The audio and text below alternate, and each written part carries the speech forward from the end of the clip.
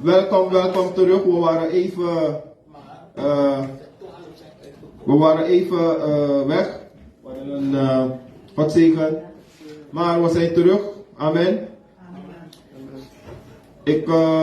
Voor ieder die erbij is gekomen, ik wil jullie nogmaals groeten in de wonderbare naam van Jezus.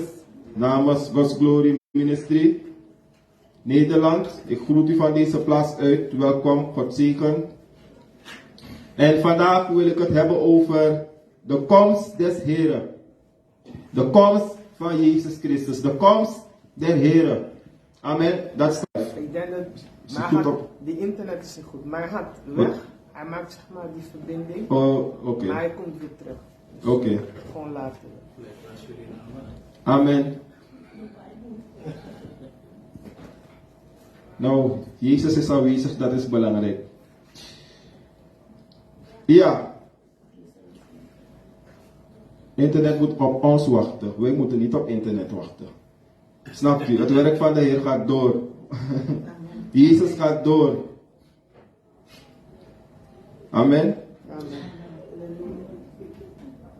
Doch wij willen u niet onkundig laten, broeders, wat betreft hen die ontslapen. Opdat gij niet bedroefd zijt zoals de andere mensen die geen hoop hebben. Het is best wel. Dus die mensen die zijn ontslapen. Dus die mensen die ons voor zijn gegaan. Dus, en je hebt ook mensen die zeggen, of die denken van, na de dood is er geen leven meer. Dan ga ik u eerlijk zeggen, na de dood is er werkelijk geen leven. Want als iemand dood is, na de dood is er geen leven voor zo iemand. Want die persoon is dood. Maar wanneer we praten over ontslapen, dan kijken we anders. En dan praten we ook anders. Want onze broeders en onze zusters in de Heer, ze ontslapen. Ze gaan niet dood hoor, nee. Nee, laten we voorzichtig zijn. Ze gaan niet dood. Nee, u en ik, we gaan niet dood. Nooit morgen werden dit. Hoe komt dat? Omdat we Jezus in ons hart hebben. We hebben Jezus aangenomen. Amen. En als je Jezus hebt aangenomen, heb je eeuwig leven. Daarom moeten we voorzichtig zijn. Maar laten we verder lezen uit het woord. Wat het woord verder zegt. Want indien wij geloven dat Jezus gestorven en opgestaan is, zal God ook zo hen die ontslapen zijn, door Jezus wederbrengen met hem. Is precies wat ik daarnet zei.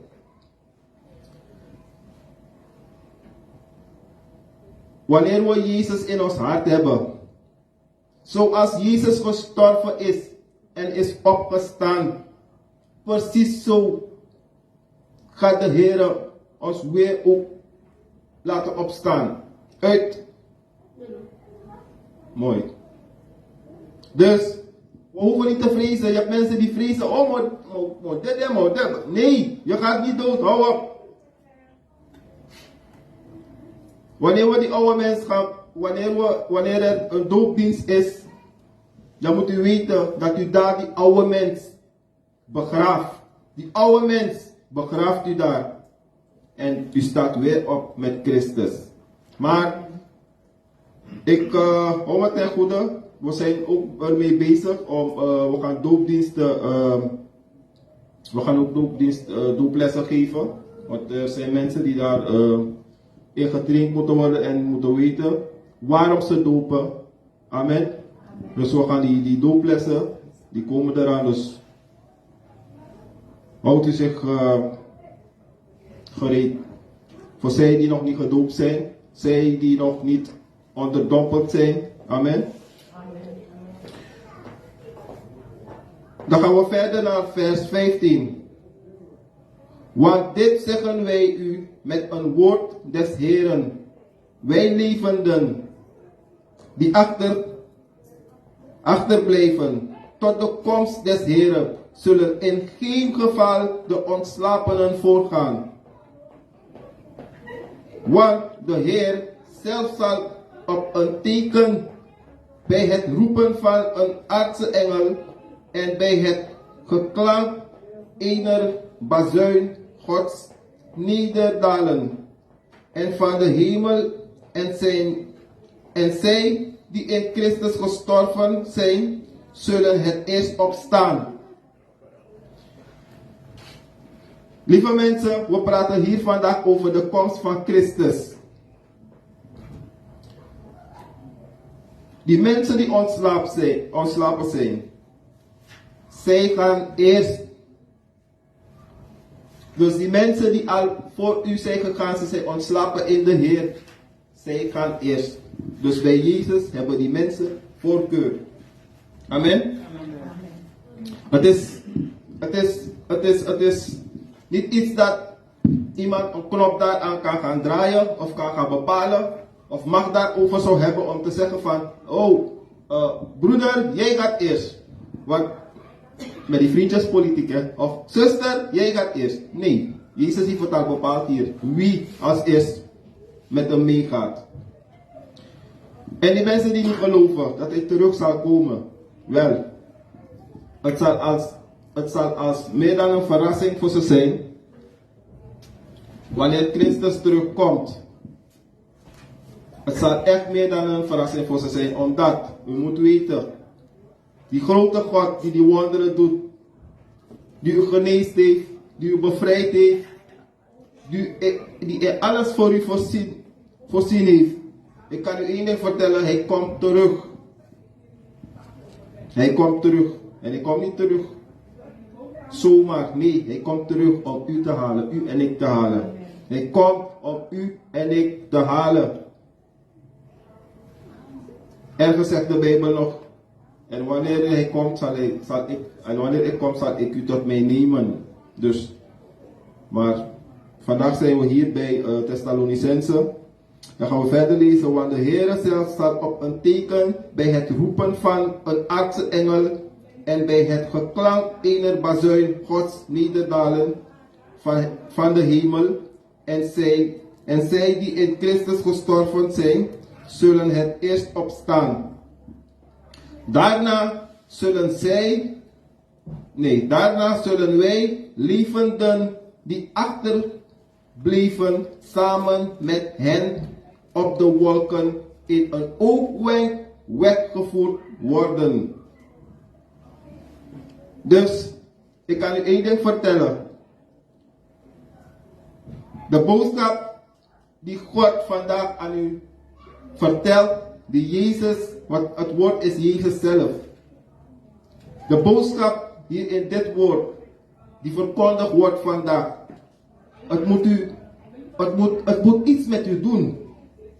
Het moet iets met u doen in de richting van, u moet alert worden, want de Heer Jezus, hij komt terug. We moeten klaar zijn, we moeten klaarstaan, want deze grote God, hij komt terug. En het gaat zo snel zijn, in een oogwenk. Je mag het zelf lezen, lees het zelf, in een oogwenk. Dus, wij moeten ons voorbereiden. Daarom ziet u, elke dag, ik heb het over mij en laat me over mij praten. Ik probeer elke dag een stapje dichter bij Jezus, Jezus Christus te komen. Elke dag een stapje de wil van Jezus te doen. We leven niet meer voor onszelf, maar we leven voor Jezus. Amen. Amen.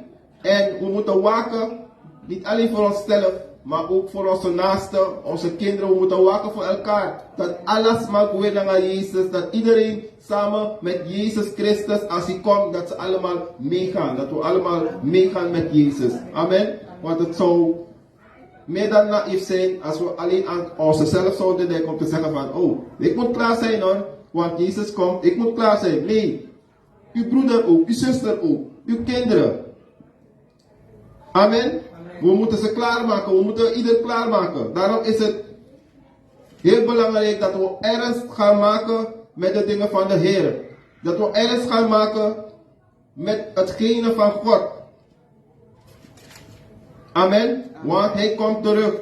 En if hij komt back, is het nou ook wenk Tori mensen ja. Dus, en de oogwenk, ik weet niet hoeveel seconden, hoeveel.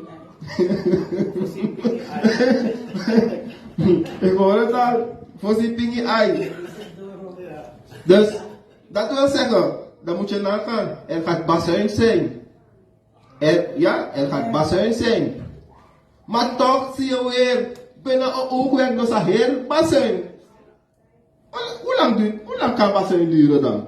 Wat? Dus wanneer Jezus komt, hij gaat ons gelijk meenemen. Amen. Dus we moeten ervoor waken en we moeten klaarstaan. We moeten ernst maken met de dingen van de Heer. Sowieso, zij die nog tot bekering moeten komen, zij die nog in het proces zijn, zij die Jezus pas hebben aangenomen. Amen. We gaan u leren hoe te wandelen met Jezus. We gaan u leren wat we hebben de opdracht gekregen om u alles te leren. Amen. Dat staat in Matthäus. Amen. Zodat wij samen met elkaar kunnen toezien op onze broeders en op onze zusters. Dat ze geen andere wegen volgen, dat ze geen andere wegen opgaan. Maar dat ze op de weg van de Heer blijven tot de komst van Jezus. Want ik kan u één ding vertellen, lieve mensen. Dit is heel anders. Maar ik wil het toch zeggen.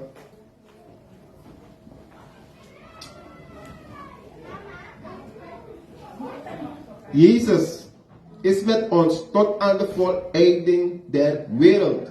De voleinding der wereld, het kan zijn dat de bazuin, dat u dat van de bazuin meemaakt en dat de Heer ieder wegneemt. En dat de Heer ieder wegneemt. Maar einde van de voleinding van de wereld kan ook betekenen, kan ook zijn dat u ontslaapt, dat u dat niet meemaakt. Dat u eindtijd niet meemaakt. Want sommige mensen, we denken, de wereld wordt nog moeilijker met alles wat er tegenwoordig nu plaatsvindt. Met meneer Poetin en noem maar op, Noord-Korea en China. Zij zijn nu de mensen die de overhand willen nemen, overal. Dus dat wordt een weer en weer gevecht en noem maar op. Eindtijd Tori. Maar daar gaan we, dat is voor een andere preek. Maar ik wil u erop attenderen. Misschien gaat u het niet meemaken. U weet niet wat er komende week gaat gebeuren. U weet niet wat er volgende week gaat gebeuren. U weet niet hoe uw leven eruit gaat zien volgend maand of volgend jaar.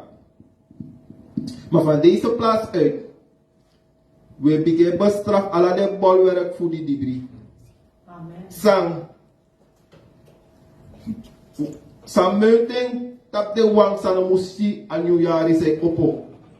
Van deze plaats uit met de straf en met brokken alle de bolwerk voor in de neef Jezus. Ja, want de duivel speelt niet. Hij heeft het al gemunt. Adati. Misschien adati. Die noemt je trajari. Vos trajari. Hoe streep je dengue? Wel, ik vernietig en ik verbreek elke bolwerk in de naam van Jezus. Aangaande die gedachten van de vijand. En die operaties van de vijand. Moet u één ding zeggen. Onze apostel van Suriname. Van deze plaats uit ook. Condoleren we hem. Als onze geestelijke vader. Dus God's Glory Ministry. Amen. Namens God's Glory Ministry Nederland. Condoleren we hem alsnog. En we wensen hem heel veel sterkte. Met het heengaan van zijn vader. En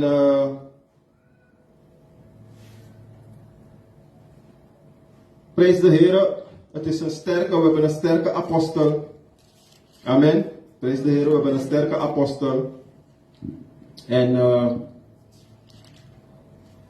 we mogen erop toezien dat de Heer met hem is. Amen.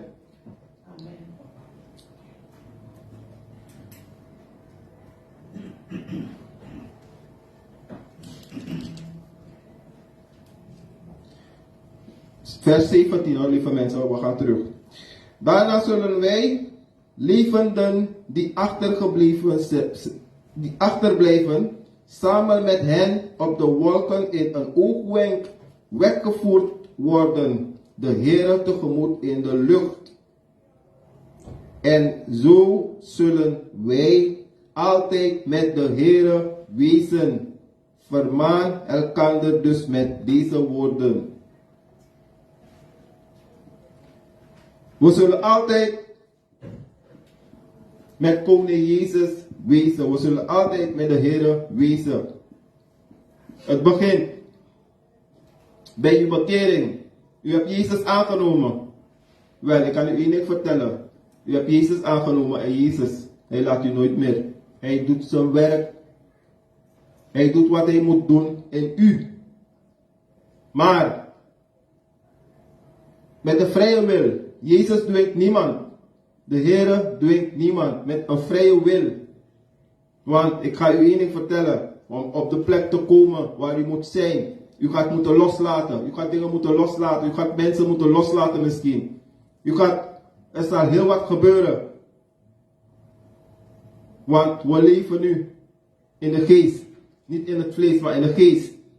Sommige dingen wat u ziet, moet u weten, is gebaseerd meer op het geestelijke. Omdat wij nu voor koning Jezus leven. We hebben Jezus aangenomen, dus we leven nu met koning Jezus. En voor koning Jezus leven we. Amen. Amen. Het is niet makkelijk soms, wanneer u strijd ziet. Het is niet makkelijk wanneer u sommige dingen meemaakt. Het is niet de wil van de Heer, maar u moet weten, lieve mensen, er is een vijand. Er is een vijand die niet meer kan gaan waar de Heer u en ik zal brengen. Waar de Heer ons zal brengen, wanneer hij ons is komen halen in een oogwenk. Die vijand is reeds daar geweest. En ik kan niet meer daar naartoe gaan. Dus hij probeert te vernietigen, hij probeert te vernielen. Hij probeert alles kapot te maken wat hij maar kan. En noem maar op. Maar van de uitverkorenen van God, de uitverkorenen, u die voor Jezus Christus hebt gekozen, met uw hart, daar kan je niet aankomen. Daar kan hij helemaal niet aankomen. Maar hij is niet een klein beetje jaloers. Want hij weet, Jezus komt terug. Jezus komt ons halen. Amen. Daarom moet u kijken, sommige mensen, ze hebben niets gedaan. Ze zijn op de weg van de Heer. Ze hebben helemaal niets gedaan. Je kan niet zeggen, deze persoon heeft iets gedaan. Maar die persoon is plotseling weg. Nou, ik kan u één ding vertellen. Ik kan nu niet op die tekst komen, wat staat er wel. Wees niet bang voor zij die het lichaam kunnen doden. Maar wees bang voor de Heer, die ziel en lichaam en alles de hel in kan sturen. Ik zeg u aan, wat er ook op uw pad komt, hou vast aan Jezus. Amen. Want de duivel is een leugenaar. Hij zal misleiden, hij zal alles proberen te doen om u van de weg van Jezus te krijgen, te halen. Maar hou vast. Tangi tangi hoort tranga. Met Jezus, naar Jezus wordt door. Amen. Amen. Amen. Daarom is het belangrijk, lieve mensen. Ik noem maar wat, ik zeg maar wat.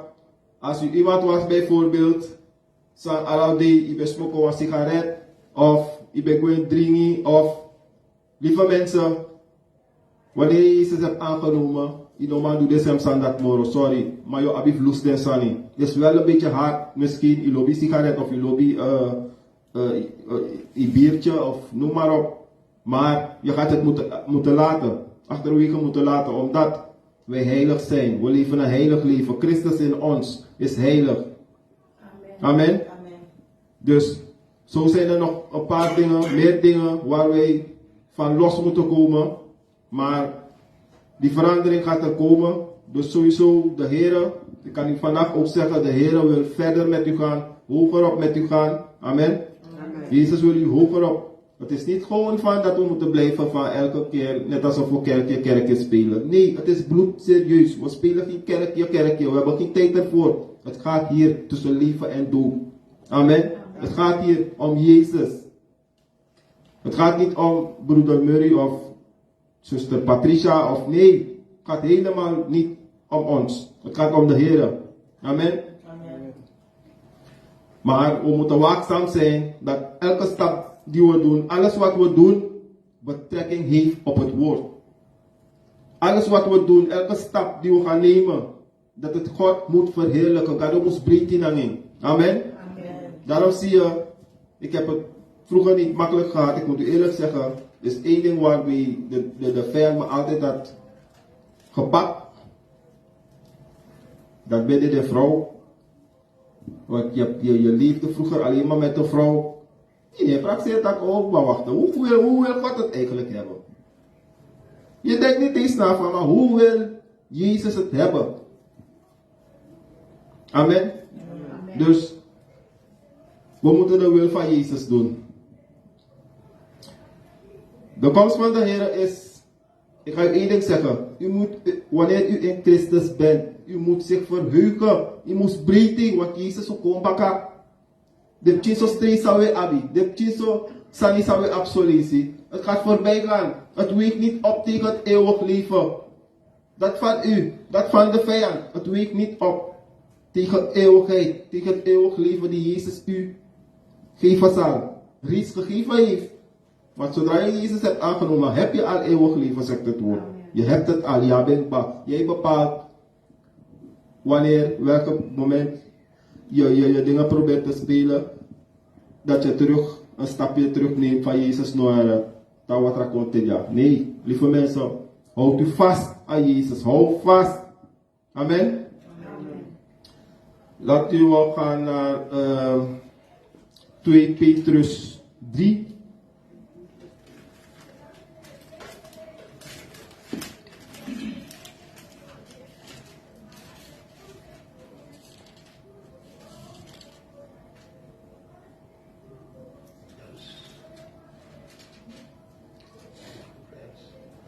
Twee Petrus 3, vers 4.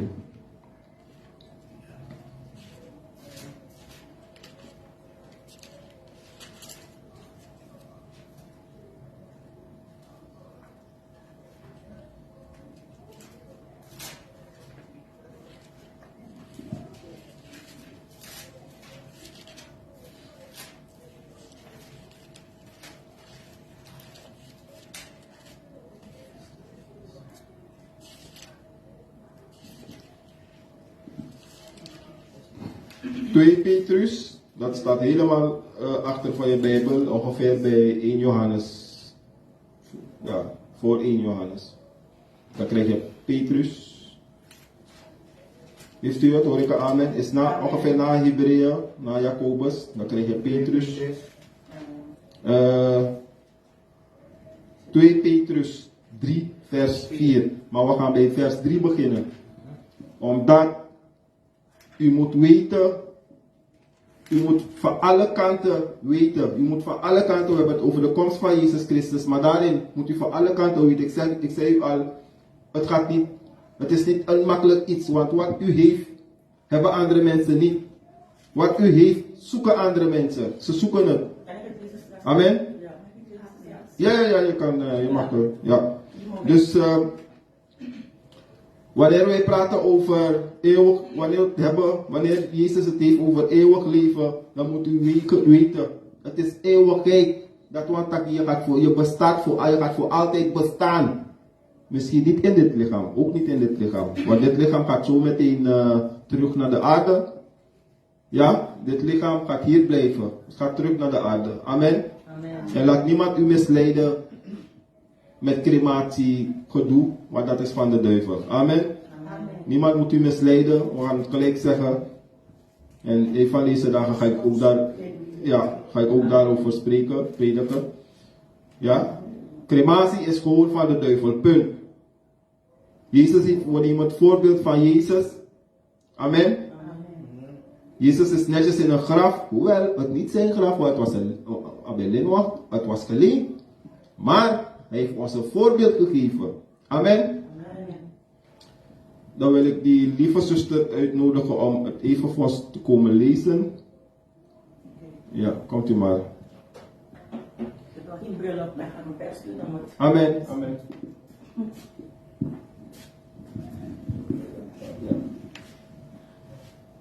2 Petrus 3, vers 3. Dit vooral moet de Heere en Heiland, dit vooral moet gij weten, dat er in de laatste dagen spotters met spotternij zullen komen, die naar hun eigen begeerten wandelen en zeggen, waar blijft de belofte van zijn komst? Want sedert de vaderen ontslapen zijn, blijft alles zo als het van het begin der schepping afgewezen is. Amen. Amen. Lieve mensen, ik zei u al, we moeten goed, wanneer we onze Bijbel lezen, dan moeten we goed die dingen van Jezus voor ogen houden. Goed die dingen van God voor ogen houden, omdat het zeer belangrijk is. Ik zei u al, het is iets tussen leven en dood. Je gaat mensen hebben, je gaat spotters hebben, mensen die gaan vragen, maar waar is die Jezus? Generaties terug, gingen ze al wachten op Jezus.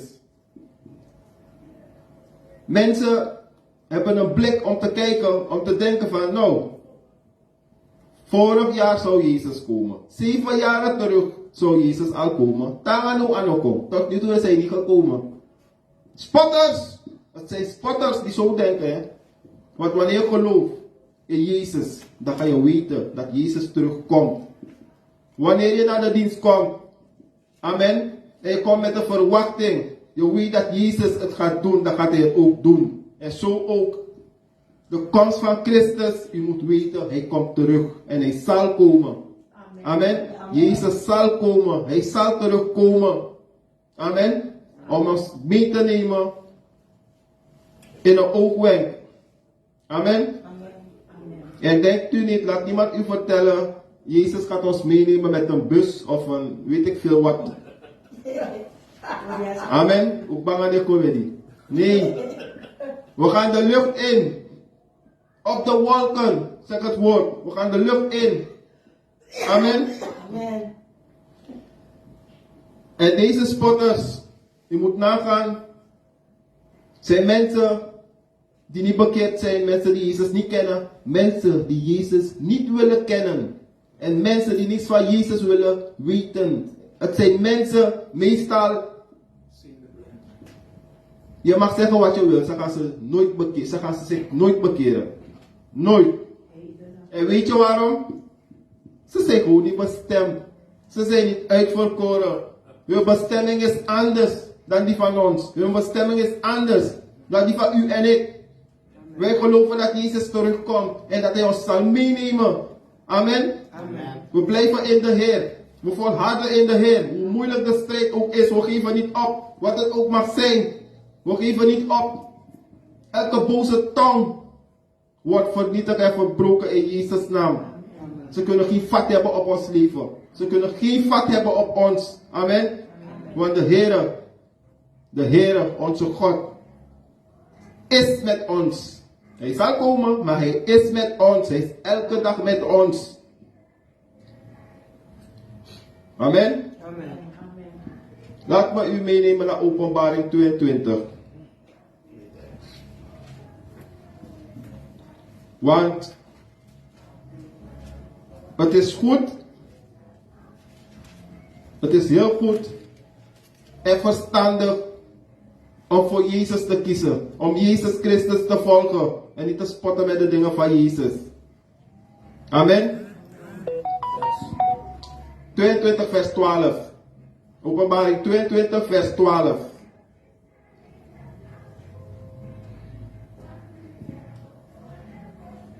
Als u het hebt, hoor ik een amen zo meteen. 22 vers 12. En deze zondag wil ik iets tegen u zeggen ook. Onze Bijbels, we moeten voorzichtig zijn met welke Bijbel, uit welke Bijbel we lezen. Omdat in onze Bijbel zelf, de NBG vertaling, dan gaat u zelf zien, daarachter staat geschreven. U mag niet weghalen en u mag niet toevoegen. Amen. Is belangrijk. De maatschappij van tegenwoordig, de mensen van tegenwoordig, ze proberen de Bijbel te vernieuwen op allerlei manieren om het makkelijker te maken voor mensen misschien die het niet kunnen verstaan. Maar de Bijbel gaat u niet zomaar kunnen verstaan tenzij u bidt en vraagt aan koning Jezus, Vader, Heere, help mij, ik wil verstaan wat in uw woord staat. Amen. U kan de Bijbel niet zomaar gaan openklappen en lezen. Nee, u moet bidden en vragen. Vraag de Heer, Vader, open mijn gedachten, open mijn ogen, mijn geestelijke ogen om te kunnen eten uit uw woord. Want het is belangrijk tegenwoordig om te weten, waarmee voeden we onze geest? Waarmee voed je je geest? Is belangrijk. Als we de hele dag naar de bioscoop gaan, dan gaat dat onze geest voeden. Als we de hele tijd naar de voetbalwedstrijden gaan en noem maar op, dan gaat dat ons geest voeden. Dus het is belangrijk, lieve mensen. Amen. Amen.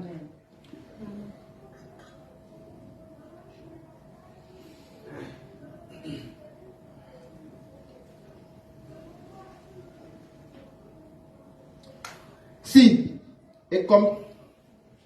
ik kom spoedig en mijn loon is bij mij, om een ieder te vergelden nadat zijn werk is. Ik ben de Alpha en de Omega, de eerste en de laatste, het begin en het eind. Lieve mensen, denk niet, we zijn christenen geworden, we zijn gelovigen geworden, dus we hebben niks. We hebben geen loon, we hebben niks. Denk niet dat Jezus niet voor ons kan zorgen, zal zorgen. Lieve mensen, Jezus heeft de loon van ieder, van uw kinderen, van ieder die in Christus is. Jezus Christus heeft zijn loon. Heeft uw loon bij zich. U die u inzet voor het werk van koning Jezus. U die u inzet voor het werk van God. U die staat op de bres. Amen. Ik was gisteren even, hoe moet ik zeggen, niet verbaasd, maar hoewel ik stiekem keek toen ik die filmpjes zag van Suriname, die nieuwe gemeente van ons in Suriname, hoe die zusters, ze zijn niet veel, ze zijn maar met, ik denk, ik weet niet hoeveel hoor, ik weet niet, maar ze zijn niet zoveel, ze zijn niet in tallen, 40 en 50, noem maar op. Ik denk misschien zijn ze een handjevol. Maar het hart wat ze hebben om zich in te zetten voor het werk van koning Jezus, voor het werk van God, dan zeg ik, ai boy. En daarom zegt Jezus, uw loon is bij hem. Amen. Uw loon is bij hem. Daarom, ik zeg u eerlijk, zover het van me afhangt, ik ga mijn best doen om alles te doen voor koning Jezus. Het maakt niet uit. Ook al leid verlies, het maakt voor mij niet uit. Ik zal me altijd blijven inzetten voor koning Jezus. Weet je waarom? Amen. Bij Jezus leiden we nooit verlies. Nooit. We staan elke dag in de overwinning. Amen. Amen. En het is helemaal, is eigenlijk een zegen. Is niet alleen een zegen, is zegen op zegen. Want je hebt alle zegen en je wordt nog meer gezegend. Want de Heer, Jezus, heeft zijn loon, heeft uw loon, heeft mijn loon, heeft voor ieders loon bij zich. En natuurlijk die mensen die niet op de weg van de Heer zijn, die zullen ook een loon krijgen. Elke zondag was je ging elke zondag meer naar je voetbalwedstrijden of naar je carnaval of hoe dat ding van je heet, ik weet niet. Of je watersport, zo met die bootjes en noem maar op. Nou, je loon ga je ook krijgen daarvoor. Voor iedereen heeft Jezus zijn eigen loon. Amen? Amen. Dus, maar het zijn hele belangrijke dingen die we niet uit het oog moeten verliezen. Je doet iets niet voor jezelf. Wanneer je Jezus hebt aangenomen, ben je nu van Jezus. Je moet het zo zien, die God die je geneest, die God die grote wonderen doet. Die God die alles van jou goed laat lopen. Die controle heeft over alles. Ook al komt de dood, Jezus laat je niet. Amen. Amen. Dus u moet er rekening mee houden, zet je in voor Jezus. Amen. Amen. Niet gedwongen, maar met de vrije wil. Een vrije wil. Met de vrije wil. Laten we teruggaan naar 2 Korintiërs 5, vers 15. 2 Korintiërs 5, vers 15.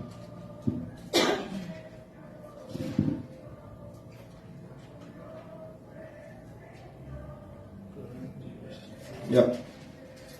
2 Korintiërs 5, vers 15.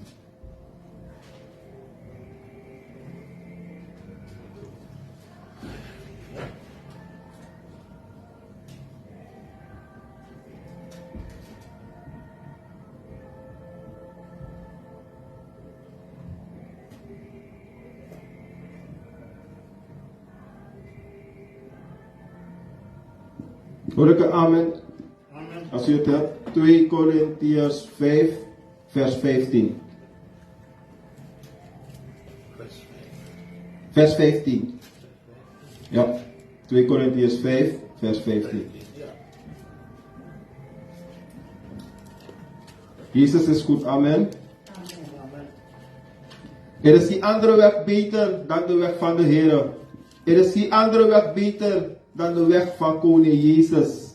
Amen. Daarom u die niet bekend bent, ik zou u vandaag weer bemoedigen. Zoek in de buurt een gemeente. Maakt niet uit welke gemeente. Een volle evangelie gemeente moet het zijn tenminste. Ik stuur hou met ten goede. Meneer Sinugwa RK. Ik stuur u niet naar een RK-kerk of wat dan ook. Ik zeg, zoek een volle evangelie gemeente waar Jezus Christus centraal staat. Amen. U mag ook naar Suriname, als u in Suriname bent. U mag ook naar onze gemeente in Suriname. God's Glory Ministry Suriname. Amen. Amen.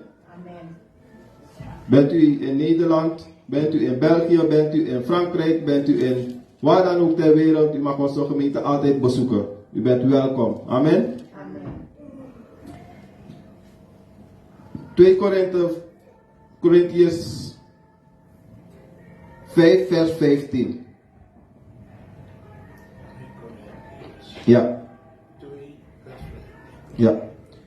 Daar wij tot het inzicht gekomen zijn dat één voor allen gestorven is. Dus zijn zij allen gestorven. En voor allen is hij gestorven.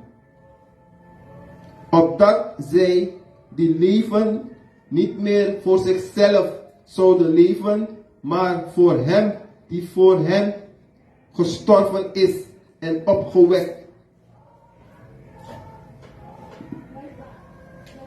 Hebt u het een beetje kunnen volgen? Want het is best wel diep voor sommige mensen. Daar wij tot het inzicht gekomen zijn dat één voor allen gestorven is.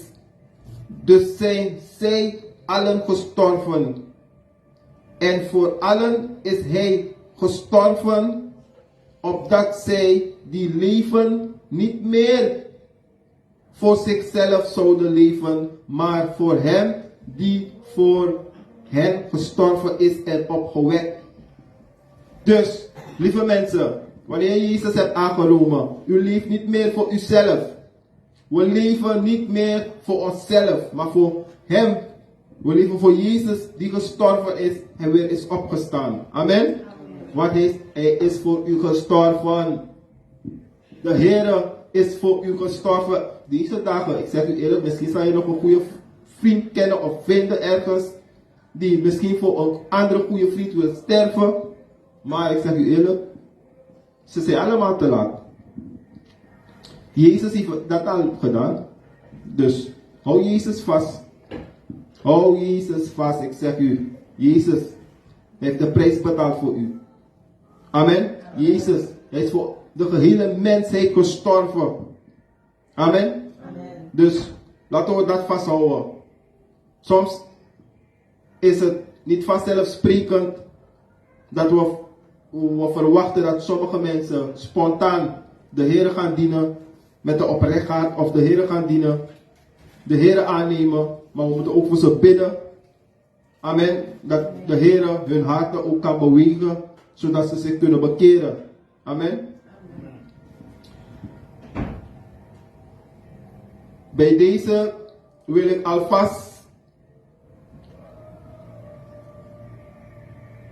het offer ophalen. Amen. Nee, vandaag is mijn goede vriend er.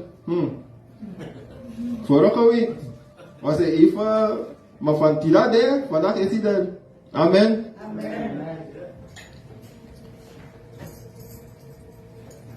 Bij het halen van het offer wil ik u ook even deze tekst lezen. Kijk het hier, dus hier. Ja. 2 Korintiërs 9 vers 6.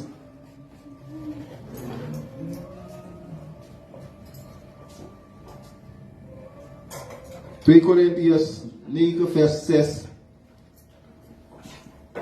Bedenk dit, wie karig zaait, zal ook karig oosten. En wie mildelijk zaait, zal ook mildelijk oosten.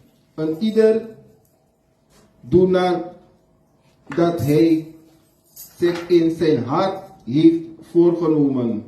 Niet met tegenzin of gedwongen. Want God heeft de blijmoedige gever lief. En de God is bij machte alle genade in de overvloed, in u overvloedig te schenken, opdat gij in alle opzichten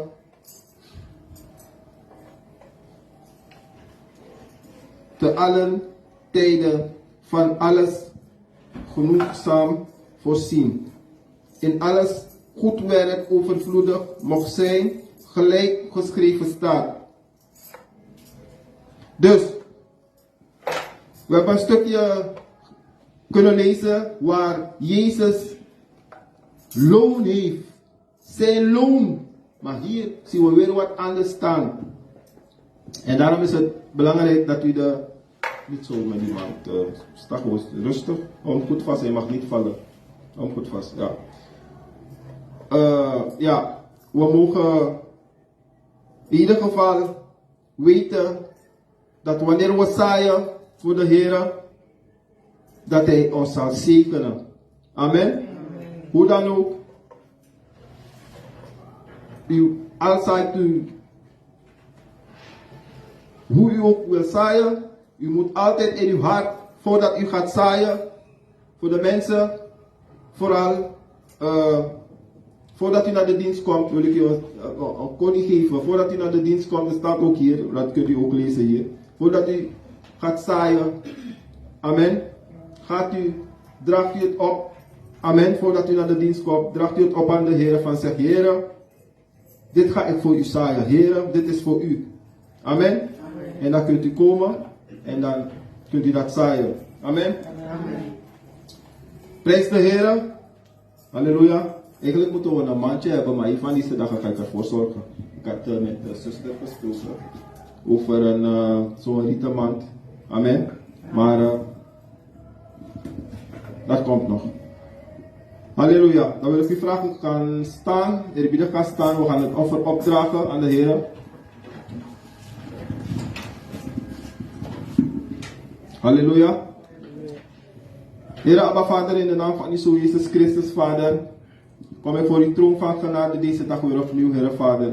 Heer Vader, kom voor uw troon van genade, Heer Vader, met dit offer, Heer Vader, Koning. Heer Vader, u zegt in uw woord, u heeft de vrijgever lief, Heer Vader. Heer Vader, ik vraag u, Heer Vader, zegen ieder, Heer Vader, die heeft kunnen geven.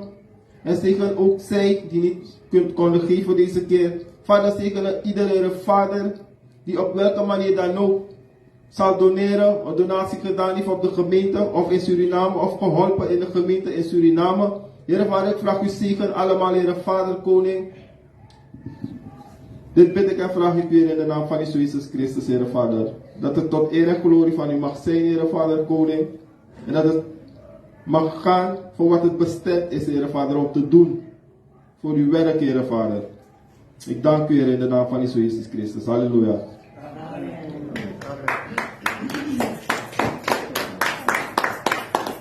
Amen.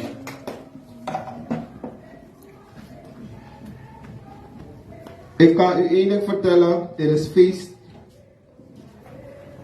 in Suriname. Er is feest omdat onze gemeente daar vandaag,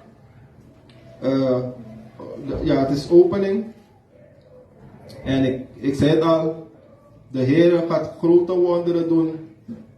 Amen. Hij is al bezig, maar hij gaat het nog doen. Dus aangaande de tijd, want de tijdverschil is volgens mij 5 uur, denk ik, verschil. 5 uur verschil. Dus, ja? Nee, ik denk 5 uur verschil. Ja. Dus, zij volgen ons eerst en dan zullen we kijken hoe de dienst daar aan toe gaat. U die voor gebed bent gekomen, u die met een verwachting bent gekomen, ik zou zeggen de Heer is hier. Amen. Wat het ook mag zijn, ik zal met u bidden. Amen.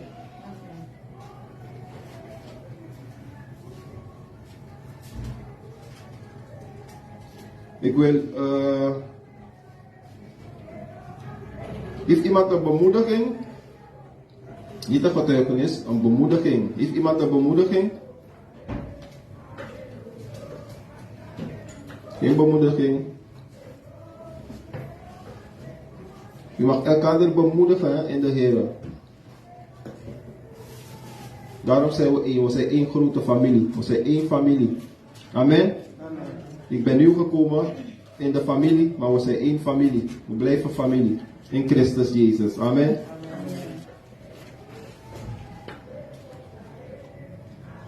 Ik blader hier, want ik wil u zegenen. En dan, want broeder, ik kan niet op zijn naam komen. Ik ga ook bidden voor Suriname.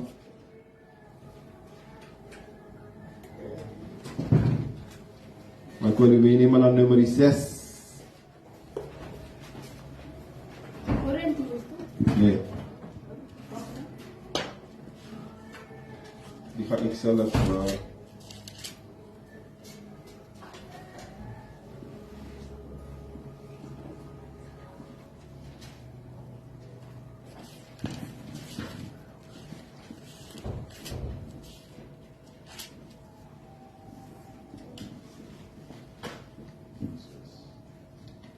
Vers 24 tot 27. Dus nummer 6.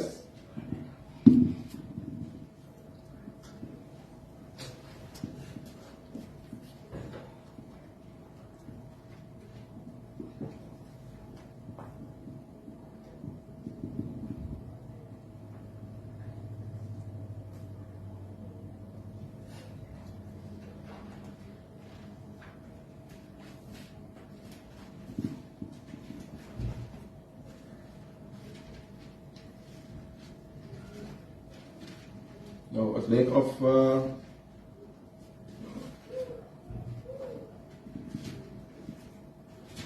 heb ik iets nog? Als u het hebt, hoor ik alvast een amen hoor. Amen. Welke? Dan moeten we zoeken en dat Nee, ik zou dat even behandelen. Ik wil het even snel behandelen en u daarin zegenen. Nummer 6. Ja, nummer 6. Vers 24.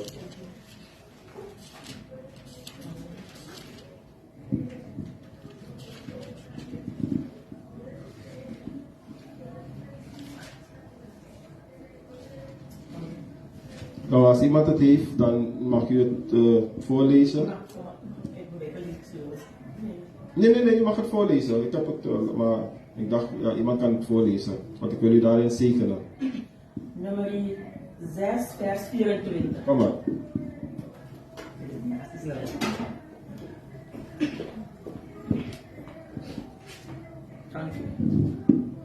Nummer 6, vers 24. De Heere zegene u en behoede u. De Heer doet zij. Oh, niet doorgaan? Oké. De Heere doet zijn aangezicht over uw lichaam lichten en zij u genadig. De Heer verheffen zijn aangezicht over u en geven u vrede. Zo zullen zij zijn naam op de Israëlieten leggen en ik zal hen zegenen. Amen. En ik zal hen zegenen. Zo zullen zij de... U hebt het niet begrepen. Daarom heb ik het zo gedaan. Maar ik wil u uitnodigen. U mag komen op grond van het woord. Als u het hebt begrepen. U hebt het niet begrepen. Op grond van het woord. Wat staat er? Zuster, lees het weer. Die laatste... Laatste regel. Ja, die laatste regel. Zo zullen zij mijn naam op de Israëlieten leggen en ik zal hen zegenen. Amen. Amen. Ik hoop dat u het begrepen hebt. Nou, ik ben hier. Wie wil mag komen. Is dat wel een broeder? Oh, je hebt het niet begrepen.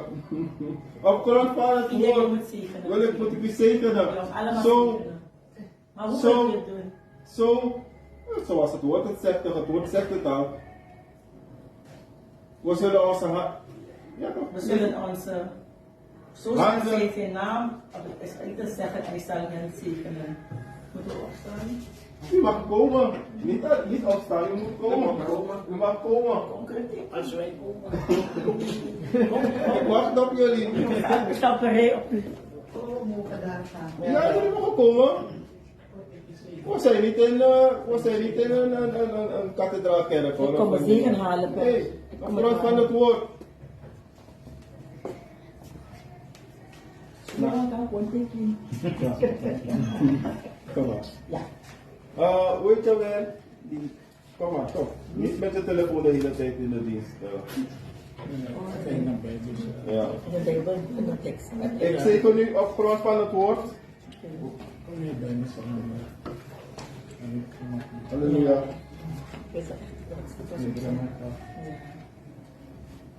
Ik zegen nu op grond van het woord.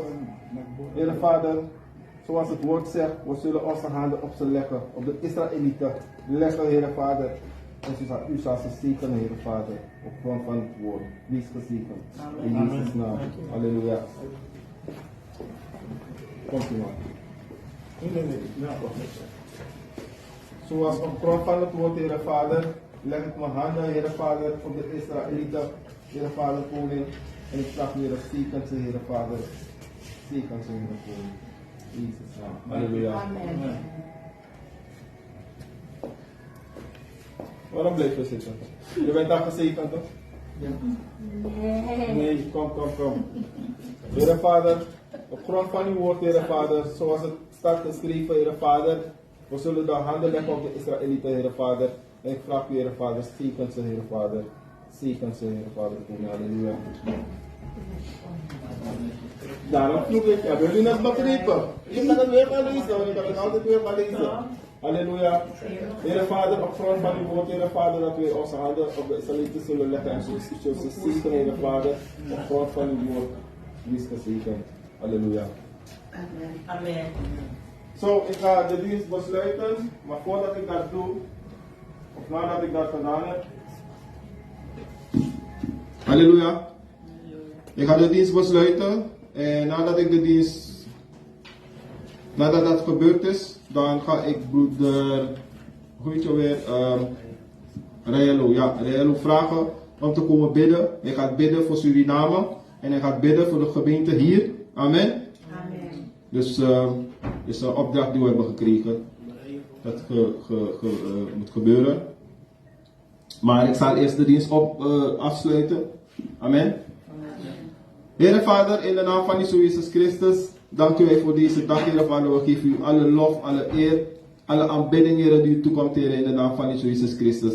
Heer Vader, dank u wel voor uw woord, dat helemaal diep in ons hart, Heer Vader, zijn gang mag vinden en geworteld mag zijn en blijven, Heer Vader, Koning.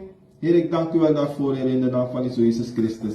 Heer Vader, leid uw volk naar huis. En ik vraag u, Heer, voorzie in alles, Heer, zoals u ze al hebt gezegend. Maar voorzie nog meer, Heer Vader, voor ze in alles wat ze van nodig hebben, Heer. Dit vraag ik persoonlijk, Heer, weer in de naam van Jezus Christus, Abba Vader, Koning. Halleluja. Volk van God, wees gezegend. Amen. Amen, Koning Jezus. Rayelo, jij mag komen om te bidden voor Suriname. Want ik zou dat ook doen, maar jij moet dat doen, heb ik begrepen. We kunnen ook samen bidden, u mag ook samen bidden met hem. Maar hij zal voorgaan. Amen. Eenparig. Halleluja, halleluja. Jezus is goed, amen. Amen. Halleluja. Ik wil ieder uitnodigen, amen, om samen gezamenlijk te bidden voor onze gemeentes, amen. Er zijn veel gemeentes die zullen neerdalen, die het niet zullen halen. Amen. Er zijn zoveel gemeentes, maar we moeten blijven bidden en blijven bidden. Want God zal een grote wonder doen. God zal het doen, maar we moeten blijven geloven en blijven bidden. Amen. Halleluja. Halleluja. Wil ik aan ieder vragen op te staan. Halleluja. Bid tot de Heer en vraag de Heer om genade. Halleluja. Amen. Vader in de hemel, ik kom voor uw troon. Vader, ik kom voor uw troon, Heer Vader, met onze gemeentes. O Vader, de gemeente in Suriname en de gemeente van Nederland. O Vader, ik kom voor uw troon, Heer Vader. O Vader, dat alles, Heer Vader, wil gaan doen in deze gemeente. O Vader, Yeshua zal manifesteren. En dat je op verschillende wijzen zal manifesteren in deze gemeente. O Vader, ik bid in Jezus' naam, Heer Vader, dat deze gemeente niet zal dalen, maar zal stijgen. Vader, ik proclameer, o Heer Vader, dat elke macht deze gemeente wil kapot maken. Heer Vader, wordt vernietigd in Jezus' naam. Vader, dat elke plan dat de duivel voor deze gemeentes heeft, o Heer Vader, Vader, wordt gecanceld in Jezus' naam. O Vader, waar de kerk in Suriname is geopend, Heer Vader. O Vader, waar de duivel, Heer Vader, Yeshua, die mensen wil neerhalen, o Heer Vader. Vader, ik cancel zijn plannen in de wonderbare naam van Koning Jezus. Vader, ik proclameer, o Heer Vader, Yeshua, dat u vuur zal sturen, Heer Vader. Yeshua, om te vechten, o Heer Vader. Dat u engelen zal sturen, Heer Vader, om te vechten, o Heer Vader. En ik proclameer, Heer Vader, dat u al het uitkruid weghaalt, o Heer Vader, en het nieuwe boom plant, o Heer Vader. En ik proclameer, Heer Vader, dat we op onze voeten zullen staan, Heer Vader, en dat de wind ons niet wegblaast, o Heer Vader, maar dat de wind ons niet omverblaast, o Heer Vader, en dat onze wortelen, Heer Vader, diep in de grond zullen gaan. En ik proclameer, o Heer Vader, dat elke macht, o Heer Vader, elke Jezebel spirit in Jezus' naam, en ik vernietig ze allemaal in de naam van Koning Jezus. En ik proclameer, o Heer Vader, ik proclameer in de naam van Jezus, dat er deuren worden geopend waar er geen deuren waren. En dat er wegen worden gemaakt waar er geen wegen waren. En ik proclameer in de naam van Koning Jezus, dat elke macht, o Heer Vader, Yeshua, die ons willen vernietigen. O Vader, zet ze ten schaamte, o Heer Vader. O Vader, zet ze ten schaamte, o Heer Vader. En ik proclameer in de naam van Koning Jezus, dat elke macht, o Heer Vader, die ons wil bestrijden. O Yeshua, dat onze engelen, Heer Vader, Yeshua, voor ons zullen vechten, o Heer Vader. En ik bid, o Heer Vader, Yeshua, dat wij zullen sterken, o Heer Vader. En dat wij ogen op zullen komen, Heer Vader. En wij zullen als gemeente gaan, o Heer. Zoals wij als gemeente zijn gekomen, zullen wij ook gaan. En ik proclameer in de naam van Koning Jezus, Yeshua, dat uw gemeente zal bouwen, o Heer Vader. Yeshua, in geestelijke wijze, Heer Vader, dat deze gemeente zal groeien, o Heer Vader. Yeshua, groeien en groeien en groeien. En ik proclameer, o Heer Vader, Yeshua, dat elke geestelijke macht, Heer Vader, Yeshua, die deze gemeente kapot willen maken, o Heer Vader. En ik proclameer, o Heer Vader, Yeshua, dat ze worden vernietigd, Heer, dat ze terug worden gestuurd naar waar ze vandaan komen. En ik proclameer, o Heer Vader, elke macht, Heer Vader, Yeshua, dat onze voeten willen kapot maken, Heer Vader. Dat elke ziekte wil kapot maken, Heer Vader. Yeshua, dat elke macht, Heer Vader, ons wil doodmaken, Heer Vader. Yeshua, ik proclameer in de naam van Koning Jezus. Yeshua, dat zijn plannen worden gecanceld in de naam van Jezus. Dat zijn plannen worden gecanceld in de naam van Jezus. Ik proclameer, oh Heer Vader, dat elke macht, oh Heer Vader, Yeshua, die onze oren wil dichtmaken. Die ons blind wil maken, oh Heer Vader. Yeshua, om niet te zien, om niet te horen. Ik proclameer, oh Heer Vader, dat onze oren worden geopend in de naam van Jezus. Dat onze ogen worden geopend in de naam van Jezus. Wanneer we moeten praten, Heer Vader, zullen wij spreken in Jezus' naam. Wanneer we onze monden moeten houden, Heer Vader, zullen wij onze monden houden. Of wanneer ik proclameer, oh Heer Vader, Yeshua, dat u ons zal openbaren, Heer Vader. Wat wij moeten doen, oh Heer Vader, in deze gemeente. Dat deze gemeente niet zal dalen, Heer Vader, maar deze gemeente zal stijgen, oh Heer Vader. Oh Vader, ik proclameer, Heer Vader, dat u al het onkruid weghaalt, oh Heer Vader. Yeshua, dat u al het onkruid weghaalt, oh Heer Vader. En dat u het goede boom plant, oh Heer Vader. Dat elke slechte vrucht, oh Heer Vader, in deze gemeentes, oh Heer Vader. Yeshua, worden ten schande gezet in Jezus' naam. En dat elke persoon, Heer Vader, Yeshua, die haat gooien op deze gemeente. Of Vader, die deze gemeentes willen kapot maken, oh Heer Vader. Vader, ik proclameer, Heer Vader, dat je hen ten schande zet in Jezus' naam. En ik proclameer, oh Heer Vader, dat je hen ten schande zet, oh Heer Vader. In de naam van Koning Jezus bid ik, oh Heer Vader, zodat u uw wonderbaarlijke wijze zal doen in deze gemeente. En in Suriname en in Nederland bid ik in Jezus' naam, Yeshua, dat u zal overnemen. Vader, ik koffer deze gemeente onder het bloed. Vader, ik cover deze gemeente onder het bloed. O Vader, stuur de engelen der gemeentes, Heer Vader, om deze gemeentes te beschermen. In de naam van Koning Jezus. O Rabasi, Heer, gaan door de bosje. Hakatara Baba Yanda. Vader, doe uw werk in ons en in de gemeente. Vader, laat deze gemeente groeien. Zo laat ons ook groeien, o Heer Vader. In geest en in waarheid. Halleluja. Halleluja. Geef daar, Heer, waarom klappen we? Halleluja. Halleluja. Halleluja.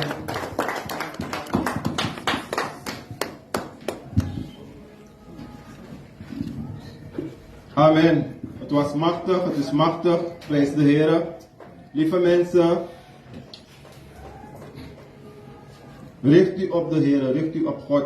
Amen. Met Jezus gaan we bovenop. Amen. Met Jezus gaan we bovenop. Amen.